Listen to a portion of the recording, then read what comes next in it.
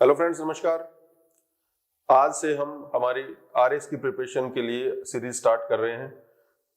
हमारा कोशिश ये रहेगी इसमें कि तैयारी करने के दौरान जब तक हम बोर्ड पे रेगुलर क्लासेस स्टार्ट करें उससे पहले, जब तक वैकेंसी नहीं आए, नोटिफिकेशन नहीं आए, तो हम एक एक टॉपिक इसका लेके स्टार्ट करेंगे। पहले हम प्री के बारे में चर्चा करेंगे, आज प्रीलिम्स में क्या टॉपिक्स होते हैं, उसमें क्या क्या पूछा जाता है। उसके बाद में मेंस पे उनके लिए क्या क्या आपको पढ़ाई करनी पड़ेगी, क्या क्या पुस्तक सामग्री या कोई भी नोट्स जो आपको पढ़ने पड़ेंगे, जो जो इसके लिए अनिवार्य है, वो करने के बाद में और फिर जो है हम रेगुलर सीरीज जो है बोर्ड पे स्टार्ट करेंगे। लेकिन उससे पहले हमें अपने आप को प्रिपेयर करना। मैंने जो 1-2 मिनट का वीडियो बनाया था जो जिसमें मैंने आपको सूचना दी थी कि आरएस की वैकेंसी जनवरी तक आशान्वित है, वो बिल्कुल बरकरार है और अच्छी वैकेंसी आएगी। टोटल करीबन 800 के पास वैकेंसी बता रहे हैं अब तक जो सीट्स मिल चुकी है। उसके बाद में अगर बढ़ जाए तो और बेहतर बात रहेगी, पर इससे कम नहीं होंगी। तो बहुत अच्छी वैकेंसी आ रही है इसमें। प्रॉपर की सीटें बहुत है, आरपीएस की सीटें बहुत है, आरटीएस की राजस्थान तहसीलदार सर्विस की सीटें बहुत है। तो कुल मिला के ये एक आपके लिए गोल्डन अपॉर्चुनिटी रहेगी। आज से ही आप पढ़ना स्टार्ट कर दीजिए। फेस्टिव सीजन जा चुका है, हालांकि शादियों का सीजन चल रहा है, लेकिन आप अपना मनोयोग जो है अपनी पढ़ाई पर केंद्रित कीजिए। एक बात हमेशा ध्यान रखिए कि ये जो समय है ये वापस लौट के नहीं आने वाला। इस समय को आप अपने ऊपर निवेश कीजिए, अपने कैरियर पर, अपने करियर पर निवेश कीजिए। ये आपकी फॉर्मेटिव ईयर ऑफ लाइफ है, यानी आपके जीवन का निर्माण करने वाले, सृजन करने वाले। इस समय की करीबी मेहनत पूरी जिंदगी आपको जो है एक नए आयाम में ले जाएगी, एक नए तरीके के जो है वातावरण में ले जाएगी। नहीं तो आप जो है बाकी लोगों से पीछे रह जाएंगे। तो इस समय की उपयोगिता को समझिए। समय समय पर आपको बताता रहूंगा क्या क्या इसमें करना होता है। तो स्टार्ट करते हैं आरएस के मामले में। आरएस का पेपर 3 चरणों में बंटा हुआ है। पहला पार्ट प्रीलिम्स का है, सेकंड पार्ट मेंस का है, तीसरा पार्ट इंटरव्यू का। प्रीलिम्स की बात करें, एक पेपर होता है 150, उसमें क्वेश्चन होते हैं, 200 नंबर का टोटल पेपर होता है। नेगेटिव मार्किंग इसमें की जाती है। कट ऑफ जो होती है वो कभी भी जो है 50% से ज्यादा नहीं जाती है। पेपर का जो अगर सीरत देखी जाए, पेपर का अगर नेचर देखा जाए तो मिक्स तरह का रहता है। इसकी तैयारी आपको उतनी करनी जितना आप पास होने से 10-12 नंबर ज्यादा ले पाए। इस पे अनावश्यक रूप से अपनी ऊर्जा आपको नहीं लगानी। आप मान लीजिए अगर जनवरी के लास्ट में भी वैकेंसी आती है तो आपके पास में अब जो है कुल मिला के 2 महीने तो ये है, और उसके बाद में जो प्रीलिम्स के जो आपको 3 महीने मिलेंगे वो, और आगे जो 3 महीने मेंस के मिलेंगे। समय आपके पास में कभी भी नहीं था, कभी भी नहीं होगा, इसलिए यही समय है, इसका भरपूर विद्वान कीजिए। पहले प्रीलिम्स की बात करते हैं। प्रीलिम्स के जो 150 क्वेश्चन आते हैं वो 7 सेगमेंट्स में पूछे जाते हैं। हर सेगमेंट जो है आगे सब सेगमेंट्स में बटा हुआ है। सब सेगमेंट्स का मतलब क्या है कि उसके अंदर भी उसके जो है टुकड़े टुकड़े हो रखे हैं। तो हमें एक एक टॉपिक को लेना है। इससे पहले आपको मैंने एक बार पहले भी एक छोटा वीडियो बना था जिसमें मैंने बताया था आपको तैयारी किस तरह से करनी है। तो पहला काम, आपको जो भी सिलेबस है जो आपको स्क्रीन पे नजर आ रहा है, अभी जैसे हम आगे बढ़ेंगे आपको नजर आएगा, जिस तरतीब से आपको स्क्रीन पे दिख रहा है वैसे ही आप हाथ से लिखकर व्हाइट पेज पर, इंग्लिश मीडियम में तो इंग्लिश मीडियम में, हिंदी मीडियम में तो हिंदी मीडियम, आपको लिंक में मिल जाएगा। अगर पीडीएफ चाहिए तो उसको चिपका दीजिए और रोज आपकी नजर जब आप पढ़ते हो तो उस पर नजर आप पे पड़नी चाहिए। आपका जो कैनवास है, आपकी जो पिच है इस लड़ाई की, वो आपका सिलेबस ही है। सिलेबस से आपको डेविएट नहीं होना है। और आपकी जो तैयारी है वो परीक्षा के लिए, पास करने के लिए, ना कि ज्ञान वर्धन करने के लिए है। और ये एक टिपिकल तरह का एग्जाम है जो आपकी अलग अलग प्रकार की अभियोग्यता की जांच करता है। इस बात को हमेशा ध्यान रखिए। तो आपकी कैपेबिलिटी, आपका एप्टीट्यूड इसमें चेक होगा। 7 सेगमेंट्स में जो पहला सेगमेंट है जो आपको स्क्रीन में नजर आ रहा है वो है आर्ट का, हिस्ट्री का, कल्चर का। इतिहास का जो पार्ट है वो 3 भागों में बटा हुआ है। पहला जो पार्ट है वो है राजस्थान का इतिहास और कला एवं संस्कृति। दूसरा जो पार्ट है प्राचीन भारत और मध्यकालीन भारत का इतिहास। तीसरा पार्ट है आधुनिक भारत और स्वतंत्रता संग्राम, और आजादी के बाद का थोड़ा सा पार्ट इसमें शामिल किया गया है। तो 3 सेगमेंट में बटा हुआ है। जो पहला पार्ट है राजस्थान की कला, राजस्थान की संस्कृति, इसमें राजस्थान का प्राचीन काल में क्या हुआ, राजस्थान में मध्यकाल की मुख्य मुख्य बातें, आधुनिक काल में क्या क्या हुआ, स्वतंत्रता संग्राम कैसे चला, किस तरह से प्रजामंडल मूवमेंट चले, राजस्थान का एकीकरण हुआ, इसके बारे में आपको पूरी जानकारी होनी चाहिए। इस पोर्शन की तैयारी करने के लिए आपको, राजस्थान के इतिहास इत्यादि की तैयारी करने के लिए आपको हुकुमचंद जैन और श्रीमाली की बुक आती है जो आपको स्क्रीन पे नजर आ रही है। ये राजस्थान ग्रंथागार जो है, राजस्थान की जो सबसे अच्छी किताब है जो जीएस की छपती है, वो प्रकाशन छापता है। और हुकुमचंद जैन की किताब की खास बात यह है कि पहले के प्रश्न पत्रों में इसमें शब्द से प्रश्न जो है उठाए गए हैं पन्ने दर पन्ने। तो बहुत ही संक्षिप्त सी किताब है, बहुत बड़ी बुक नहीं है। आप इसको पढ़ोगे तो इतिहास का पोर्शन आपका कवर होगा। इस किताब को पढ़ने से पहले आपको ये देखना पड़ेगा कि आपको इतिहास को है अलग अलग स्टेट के हिसाब से पढ़ना पड़ेगा। मेवाड़ का इतिहास अलग रहेगा, मारवाड़ का इतिहास अलग रहेगा, ढूंढाड़ का इतिहास अलग रहेगा, हाड़ौती का इतिहास अलग रहेगा, छोटे राज्यों का इतिहास अलग रहेगा। तो आपको पहले स्टार्ट करना पड़ेगा उन राजवंशों से, जो आपका पहला टॉपिक भी है। उससे पहले जो है प्राग इतिहास या प्राचीन भारत, प्राचीन राजस्थान का इतिहास जो है उसके कुछ सेगमेंट्स है वो भी इसमें दिए हुए हैं। स्वतंत्रता संग्राम के लिए, राजस्थान के स्वतंत्रता संग्राम के लिए आपको पनगड़िया की बुक अलग से पढ़नी पड़ेगी, जो कि उसका टॉपिक ही जो है राजस्थान का स्वतंत्रता संग्राम प्रजामंडल आंदोलन है। ये किताब अपरिहार्य है, ये आपको ढंग से पढ़नी पड़ेगी। इसके अलावा ये, चूंकि राजस्थान के क्वेश्चन थोड़े से डीपली पूछे जाते हैं, इसके अलावा राजस्थान अध्ययन की जो सीरीज है पुरानी, जो स्टेट गवर्नमेंट की बुक्स थी, उसमें जो राजस्थान का हिस्ट्री और कल्चर का जो पोर्शन है वो भी आपको इससे कवर करना है। तो ये आपकी सामग्री होनी चाहिए। इसके अलावा कोई नोट्स वोट्स पढ़ने की आपको आवश्यकता है नहीं। अब रही बात इंग्लिश मीडियम के स्टूडेंट्स की। इंग्लिश मीडियम के स्टूडेंट्स के लिए मेरा जो सजेशन आपको जो है वो ये है कि अगर आपको राजस्थान की हिस्ट्री पढ़नी है तो राजस्थान की हिस्ट्री दशरथ शर्मा की बुक आती है, उससे कर सकते हो। एक मोटी बुक आती है रीमा आहूजा की हिस्ट्री ऑफ राजस्थान, उसको भी आप रेफर कर सकते हो, लेकिन उसमें कुछ पोर्शन ही आपको पढ़ने होंगे। पूरा जो है आपको जो एक एक पेज पढ़ने की आवश्यकता नहीं, सिलेबस वाइज आपको पढ़ना चाहिए। इसी पहले पोर्शन में राजस्थान की संस्कृति अलग से दी हुई है, यानी राजस्थान में संस्कृति का मतलब है राजस्थान में कला कैसी थी, स्थापत्य कैसा था, चित्रकला कैसी थी, संगीत कला कैसी थी, लोक देवी देवता कैसे थे, धर्म का और दर्शन की क्या स्थिति थी।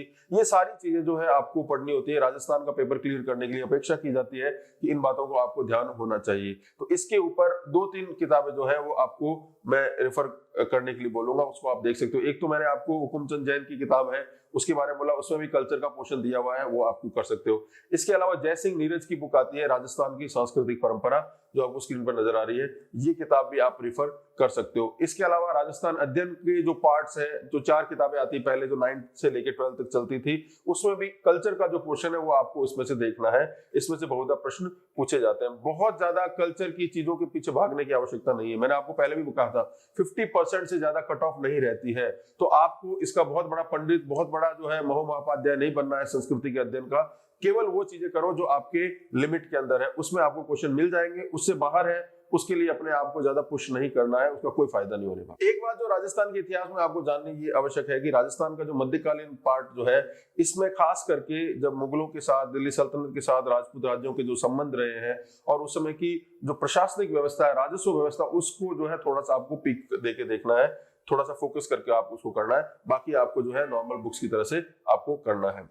सेकंड जो पार्ट है वो है भारत का इतिहास, भारत के प्राचीन और मध्यकाल। अब इसमें प्रमुख घटनाएं दे रखी है कि प्राचीन और मध्यकालीन भारत की प्रमुख घटनाएं हैं। तो प्रमुख घटनाओं में कुछ भी पूछा जा सकता है, बहुत ही वास्ट और बहुत ही ओपन एंडेड लिखा हुआ है। लेकिन आपको ये ध्यान देना, किसी भी काल का इतिहास जो होता है उसके कई पार्ट होते हैं। राजनीतिक इतिहास होता है, आर्थिक इतिहास होता है, सामाजिक इतिहास होता है, सांस्कृतिक धार्मिक इतिहास होता है। तो अधिकतर जो प्रश्न है सामाजिक, सांस्कृतिक, धार्मिक इतिहास से पूछे जाएंगे, जिसमें उस समय की कला, उस समय का साहित्य, उस समय के धर्म की स्थिति इत्यादि जरूर पूछे जाते हैं। तो उस पर आप ज्यादा फोकस करें। जैसे सिंधु घाटी सभ्यता का नगर नियोजन पूछ सकते हैं, वैदिक सभ्यता के बारे में, बौद्ध धर्म, जैन धर्म के बारे में पूछा जा सकता है, अशोक के धर्म के बारे में पूछा जा सकता है। इसके बाद में मौर्योत्तर काल में धर्म और संस्कृति के बारे में, गुप्त काल का धर्म और संस्कृति के बारे में, उस समय साहित्यकार कौन हुए, कला कैसे विकसित हुई, अजंता की कला हो, मंदिर निर्माण हो, ये सारी चीजें पूछी जाती है। दक्षिण भारत में जाओगे तो चोलों के समय के मंदिर स्थापत्य के बारे में, तो उन पोर्शन को आपको ज्यादा फोकस करके पढ़ना है। मध्यकालीन भारत में आप आओगे तो मध्यकालीन भारत का जो पोर्शन है उसमें भी आप ये देखिए कि आपसे भक्ति के बारे में, सूफी के बारे में, कला स्थापत्य के बारे में, चित्रकला के बारे में, इन सब चीजों के ऊपर ज्यादा फोकस करना, न कि युद्धों के बारे में या कुछ ऐसी चीजों के बारे में जिसको आप पढ़ते जाओ तो फिर उसका कोई एंड ही नहीं है। तो इन दोनों पोर्शन को कवर करने के लिए आपको एनसीईआरटी की, ओल्ड एनसीईआरटी की बुक्स पढ़नी है, रामचरण शर्मा की बुक और सतीश चंद्रा की बुक। जो पोर्शन आपको सिलेबस में दी गई केवल वो, पूरी किताबें आपको रट्टा नहीं मारनी है। छोटी छोटी किताबें आती है वो आप आराम से इसको कर सकते हो। तीसरा जो पोर्शन है इतिहास का वो है स्वतंत्रता आंदोलन और आधुनिक भारत का इतिहास। इस पोर्शन में स्वतंत्रता आंदोलन का जो पार्ट है और अंग्रेजों की भारत विजय का जो पार्ट है, तो 1757 से लेके 1947 तक और 1947 से लेकर 1964 तक का जो पार्ट है, विपिन चंद्रा की बुक आती है आधुनिक भारत की। इस किताब को पढ़ना है। जो पोर्शन आना होगा इसमें से आ जाएगा, इससे बाहर आया वो आप उसके लिए ज्यादा प्रयास मत कीजिए, वो आपको फिर कभी नहीं मिलने वाला है। इतिहास की तैयारी की खास बात आपको हमेशा ध्यान रखनी चाहिए कि हिस्ट्री में आपको सामग्री बहुत मिलेगी, लेकिन आपको ये पता होना चाहिए कि आपको कम चीजें पढ़नी है। उसमें अगर आपका 70-80% पोर्शन आपको एग्जामिनेशन में मिल जाता है एग्जाम में आपके, तो दैट इज एनफ। इससे ज्यादा अपने आपको पुश आपको नहीं करना। आरएस प्रीलिम्स का दूसरा पार्ट जो है वो ज्योग्राफी से रिलेटेड है, भूगोल से संबंधित है। अब भूगोल का जो है पार्ट 3 भागों में बटा हुआ है। विश्व भूगोल, भारत का भूगोल, राजस्थान का भूगोल। विश्व भूगोल में भी फिक्स पोर्शन दिए हुए हैं जो आपको सिलेबस में केवल उनको ही आपको पढ़ना है। इसमें खास करके वर्ल्ड का रीजनल वर्ल्ड ज्योग्राफी जो होती है वो आपको करनी है, यानी कि वैश्विक भूगोल में ऑस्ट्रेलिया में क्या है, अमेरिका में क्या है, साउथ अमेरिका में क्या है, अफ्रीका में क्या है, एशिया में, अंटार्कटिका में, यूरोप में, यहाँ पे कहाँ पर पर्वत है, कहाँ पर पठार है, कहाँ पर मैदान है, कहाँ पर नदियां है, कहाँ पर झरने हैं, कहाँ पर मिट्टी कैसी है, वो पोर्शन आपको करना है। तो एक तो पोर्शन आपको केवल उस पर फोकस करना है। इसके अलावा पर्यावरण भूगोल का पोर्शन 3 पार्ट में दिया हुआ है। जैव विविधता के बारे में पूछा गया है। इसके अलावा पर्यावरणीय पारिस्थितिकी के मुद्दे, वो पोर्शन आपको ढंग से करना है। और जो पार्ट दिए वो है अंतरराष्ट्रीय जल मार्गों के बारे में पूछा गया, इंडस्ट्रियल जो एरियाज है उनके बारे में। तो पूरी जो वर्ल्ड ज्योग्राफी है, वैसे भी ज्योग्राफी के 3 पोर्शन होते हैं, physical geography, human geography and economic geography. तो इसमें अगर और एक एनवायरमेंट ज्योग्राफी उसमें जोड़ के देखते हैं फिजिकल ज्योग्राफी, तो फिजिकल ज्योग्राफी का पोर्शन ज्यादा है, इकोनॉमिक और ह्यूमन ज्योग्राफी का पोर्शन कम है। फिजिकल ज्योग्राफी में मैंने आपको बता दिया, केवल आपको अपना ध्यान जो है उन्हीं पोर्शन पे केंद्रित करना है जितना पोर्शन इसमें बताया गया है। इसके अलावा आपको नहीं। पुराने पेपर आप देखोगे सिलेबस आपसे इन्हीं से प्रश्न पूछे गए हैं। ये ज्योग्राफी का पोर्शन 5 दिन में आप आराम से कर सकते हो। बहुत ही छोटा सिलेबस है और इस पर मैं आपको छोटे वीडियोस भी बना के दूंगा। केवल आप उतना ही कर लोगे तो आपको 80-90% सवाल मिल जाएंगे अपने पेपर के अंदर। अब इसके लिए आप पढ़ाई क्या करोगे?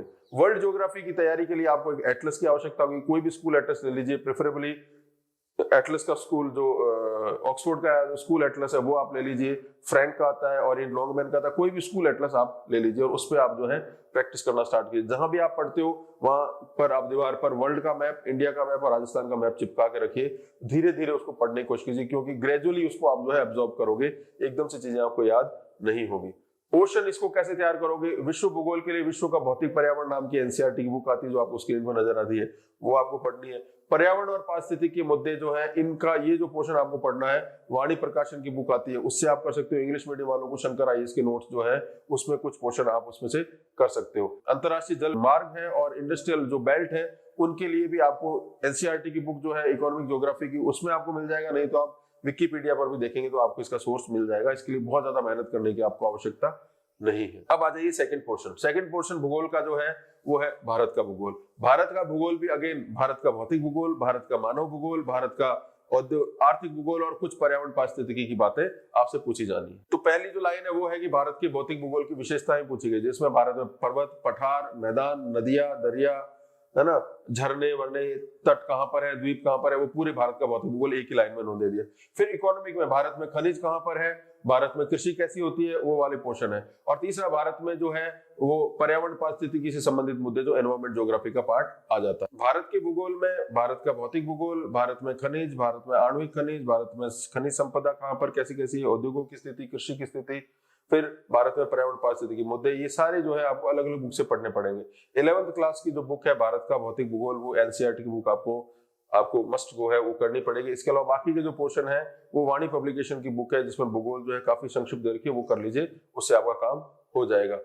इंग्लिश मीडियम के स्टूडेंट्स के लिए भी सेम जो है मेरा जो एडवाइस है वो ये कि आप ये वाला पोर्शन जो है फिजिकल ज्योग्राफी ऑफ इंडिया जो है वो एनसीईआरटी की बुक से आप कवर कर लीजिए, और बाकी के पोर्शन जो है कोई भी ज्योग्राफी की बुक हो उससे आप रेफर कर सकते हो। कोई इसमें कोई स्पेशल तरह की बुक की आपको आवश्यकता नहीं, क्योंकि टॉपिक्स दिए हुए हैं और उस टॉपिक से एज इट इज क्वेश्चन उठाए जाते हैं। पूरा का पूरा भूगोल आपको नहीं पढ़ना है, टॉपिक वाइज ही पढ़ना है। इसके अलावा भूगोल आपको टच भी नहीं करना। तीसरा पोर्शन राजस्थान के भूगोल का है। राजस्थान का भूगोल भी उसी क्रम में है, राजस्थान का भौतिक भूगोल, राजस्थान का आर्थिक भूगोल, राजस्थान का पर्यावरण पारिस्थितिकी भूगोल। तो राजस्थान की भूगोल की जो आपको तैयारी करनी है, एक बुक आती है हरिमोहन सक्सेना की राजस्थान के भूगोल की, वो कर सकते हो। इसके अलावा राजस्थान अध्ययन की जो 4 बुक्स आती थी उसमें राजस्थान का पोर्शन अलग से दिया हुआ है, राजस्थान के भूगोल का, वो भी आप उसमें से कर सकते हो। इसके अलावा आपको कोई किताब देखने की आवश्यकता नहीं है। इंग्लिश मीडियम के जो लोग हैं, अगर राजस्थान का भूगोल पढ़ना चाहते हैं तो LR भल्ला की बुक आती है ज्योग्राफी ऑफ राजस्थान, उसको रिफर कर सकते हैं। RS के प्रीलिम्स के सिलेबस का तीसरा part political system and constitution से रिलेटेड है। इस सेगमेंट के भी 3 पार्ट है। पहला पार्ट है संविधान से संबंधित, दूसरा पार्ट है पॉलिटिकल सिस्टम से संबंधित, तीसरा पार्ट है राजस्थान में राजनीतिक व्यवस्था, राजस्थान में प्रशासनिक स्थिति। इन तीनों के बारे में हम एक एक करके समझते हैं। पहला जो क्वेश्चन है कॉन्स्टिट्यूशन, कॉन्स्टिट्यूशन में कॉन्स्टिट्यूशन बनने से लेके कॉन्स्टिट्यूशन के जो पार्ट इसमें आपको सिलेबस में दिए गए उनमें से एज इट इज सवाल पूछे जाते हैं। ऑलमोस्ट पूरा कॉन्स्टिट्यूशन इसने दिया है। तो आपको इसके लिए इंडियन कॉन्स्टिट्यूशन एट वर्क नाम की जो बुक आती है, भारत का संविधान सिद्धांत और व्यवहार, NCERT की बुक 11वीं क्लास की, वो किताब ही देखनी। इसके अलावा ज्यादा किताब में आपको नहीं घुसना। कुछ पिछले 2-3 वारों से पॉलिटिकल साइंस और कॉन्स्टिट्यूशन में सबसे घटिया सवाल पूछे गए हैं, सबसे वाहियात सवाल पूछे गए। RPSC को इस बात की समझ होनी चाहिए कि कठिन क्वेश्चन पूछने के बजाय अच्छे प्रश्न पूछना बेहतर होगा। तो फिर भी अगर आपको तैयारी करनी तो वही आपको बुक्स आपके लिए रहेगी। आप लक्ष्मीकांत की 1100 पेज की बुक पढ़ोगे, DD बसु की आपको 700-800 पेज की बुक पढ़ोगे, तो ना तो आपसे पास इतना समय है, ना आप उसको पढ़ पाओगे, ना उसको बोल पाओगे, ना उसमें से आप कुछ असिमिलेट कर पाओगे। इसलिए बेहतर है छोटी किताबें पढ़े, काम की किताब पढ़े, जिसको आप डाइजेस्ट कर सको। किताब पढ़ने मात्र से कुछ नहीं होगा, आप उसमें अगर कंसेप्चुअली क्लियर नहीं है तो कोई काम नहीं होने वाला। हमने हमारी एक शॉर्ट जो वीडियोस बना रखे हैं पॉलिटी के ऊपर, उसमें अभी हम 5th पार्ट पे पहुंच गए हैं। अगर आपको कॉन्स्टिट्यूशन के शॉर्ट में और भी समझना है तो 10-10 मिनट के मेरे आप वीडियो देख लीजिए। उसके अलावा कुछ भी देखने की आवश्यकता नहीं है। अगर प्रश्न आना हुआ तो उन्हीं में से आ जाएगा, नहीं तो फिर उसके बाद आप कवर नहीं कर पाओगे। सेकंड पोर्शन जो है वो पॉलिटिकल सिस्टम का है। राजनीतिक व्यवस्था, किस तरह से चुनावी जो है चुनाव होते हैं, किस तरह से बहुदलीय हमारे यहाँ पे डेमोक्रेटिक सिस्टम है, इलेक्शन कमीशन कैसे काम करता है, और सारी वो बातें कि पॉलिटिकल डायनेमिक्स कैसे कैसे काम करते हैं, उन चीजों को समझने के लिए भी आपको NCERT की बुक पढ़नी पड़ेगी। तो आपको स्क्रीन पे नजर आ रही है। स्वतंत्रता के बाद, आजादी के बाद भारत में राजनीतिक स्थिति, एक तो आपको वो देखना पड़ेगा, दूसरा लोकतांत्रिक राजनीतिक नाम की पुस्तक है, ये देखनी पड़ेगी। इसमें आप, ये बहुत ही इंटरेस्टिंग है। अगर प्रश्न आना हुआ तो इसी में से आपके आ जाएगा, नहीं तो आपको बहुत ज्यादा पढ़ने की आवश्यकता इसमें है नहीं। तीसरा क्वेश्चन जो सबसे टफ पार्ट है पूरे इस सिलेबस का, वो है राजस्थान का पॉलिटिकल सिस्टम और राजस्थान की व्यवस्था, प्रशासनिक व्यवस्था। इस पे कोई बहुत अच्छी किताब नहीं आती है। जनक सिंह मीना की बुक आती है, लेकिन उसमें से पढ़ के आपको प्रश्न नहीं मिलने वाले हैं। तो ये आपको अपने कॉमन सेंस से करना पड़ेगा। केवल राजस्थान में पंचायती राज की स्थिति, राजस्थान में लोकल एडमिनिस्ट्रेशन किस तरह से चल रहा है, और राजस्थान में जो संस्थान दे रखे हैं अलग से, उनको आप विकिपीडिया से अलग से पढ़ सकते हो। कोई एक बुक इस पे नहीं है। हम कोशिश करेंगे कि इस पर वीडियोस बनाएं और आपको ज्यादा से ज्यादा जो है सामग्री उपलब्ध करवाएं। एक बुक कोई भी मैं आपको इसमें सजेस्ट नहीं कर सकता कि पढ़ के आपका काम हो जाएगा। कुछ शोध पत्र पढ़े हैं, आपको नेट पे मिल जाएंगे, मिस्टर लोढ़ा के हैं जो उदयपुर यूनिवर्सिटी से रिलेटेड है, लेकिन वो भी पेड है, वो बहुत बड़े हैं, अंग्रेजी में करीबन 2000 पेज के, तो उसको पढ़ने की आपको आवश्यकता नहीं है। फैक्चुअल जानकारी आपको इसमें होनी चाहिए कि मुख्यमंत्री कौन कौन रहे, राज्यपाल कौन कौन रहे, विधानसभा अध्यक्ष कौन कौन रहे, उन पर्सनैलिटीज के बारे में अगर आपको जानकारी होगी तो 2-3 सवाल उसमें से आएंगे, वो भी आपके हो जाएंगे। फोर्थ पोर्शन RS प्रीलिम्स का जो है इकोनॉमिक्स से रिलेटेड है। ये भी 3 पोर्शन में बटा हुआ है। पहला पार्ट है इकोनॉमिक्स के सिद्धांत, दूसरा पार्ट है इंडियन इकोनॉमी, तीसरा पार्ट है राजस्थान की इकोनॉमी। इकोनॉमिक्स के कंसेप्ट समझने के लिए आपको मैक्रो इकोनॉमिक्स जो है किताब NCERT की, वो आपको रेफर करनी पड़ेगी। इसे समष्टिगत अर्थशास्त्र कहा जाता है। 11th-12th की बुक आती है जो आपको स्क्रीन पे नजर आ रही है। उसमें बजट क्या है, बैंकिंग क्या है, ठीक, ये सारी बातें आपको समझ में आ जाएगी। टैक्सेशन कैसे काम करता है, हम इस पे एक शॉर्ट वीडियोस भी बनाएंगे बहुत जल्दी इस पे।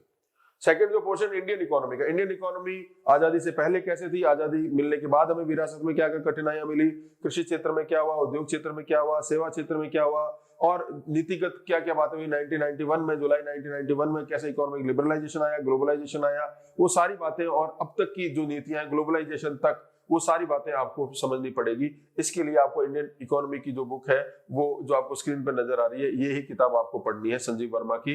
ये थोड़ी शॉर्ट में दी गई है, इसके अलावा कोई भी बेहतरीन किताब उपलब्ध नहीं है। मेरा सजेशन ये है कि आप इसके लिए इकोनॉमिक डेवलपमेंट ऑफ इंडिया नाम की बुक NCERT की आती है, वो किताब पढ़िए, और अंडरस्टैंडिंग इकोनॉमिक डेवलपमेंट, ये किताब जो है आर्थिक विकास की समझ, ये किताब भी आप पढ़िए। इकोनॉमी का तीसरा पोर्शन राजस्थान की अर्थव्यवस्था से है। राजस्थान की अर्थव्यवस्था की स्थिति कैसी है, राजस्थान के आर्थिक क्षेत्रों की स्थिति कैसी है, प्राथमिक क्षेत्र, द्वितीय क्षेत्र, तृतीय क्षेत्र, कौन कौन सी योजनाएं चल रही है, निशक्तों के लिए कौन सी चल रही है, महिलाओं के लिए कौन सी चल रही है, शिक्षा से संबंधित, सामाजिक सोशल कैपिटल से रिलेटेड जो जो योजनाएं चल रही है वो आपको सिलेबस में दे रखा है।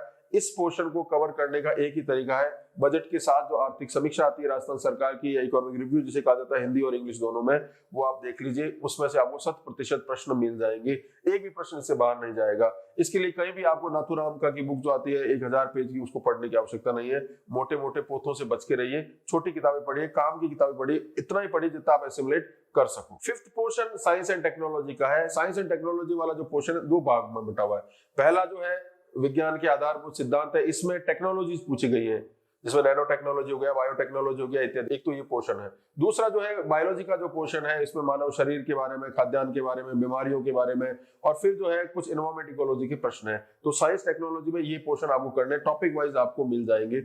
आप विकिपीडिया से पढ़िए, कोई भी आपको जो किताब आपको मिलती है, एनसीईआरटी की बुक है, उसमें ये पोर्शन दे रखे 11th-12th की बुक क्लास में, वो दे सकते। बाकी जो नैनो टेक्नोलॉजी, बायोटेक्नोलॉजी इत्यादि जो है, ये आपको अलग से विकिपीडिया से ही पढ़ना पड़ेगा। इसके अलावा आपके पास कोई इलाज नहीं है। हिंदी और इंग्लिश दोनों में आपके पास उपलब्ध हो जाएंगी।